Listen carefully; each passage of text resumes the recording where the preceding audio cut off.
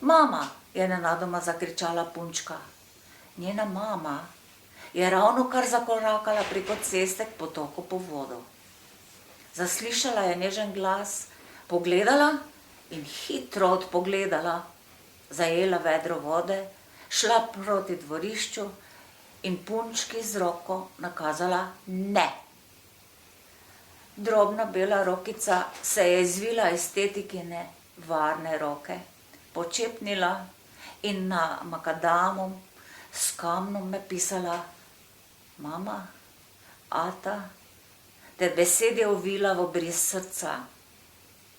Nato je vdano vstala in brez besed, drobna in bleda, sledila tetiki v hišo. Tam je naslonila lice na mamikino roko. Solze so zmočile mamikine dobre sive oči. Ja, tu je treba povedati, da sem živela pravzaprav samo 5 hiš stran od resnične mame in pravega očeta. In sem hodila ves čas na vas, na cesto, ker sem vedela, da se mama kdaj prikaže ob potoku. In tetika, tako pač Štajerci tam rečemo, ne rečemo tetka, teta, ne tetika, je pazila na mene in me vlekla nazaj z ceste.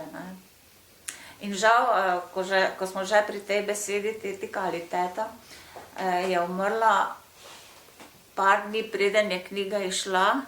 Vedela je, da bo, vedela je, kaj je v njej, da je tudi precej pesmi posvečeno njeni skrbi zame, ampak žal ni dočakala knjige, sem pa ji, ko je bila bolna, nekaj pesmi prebrala.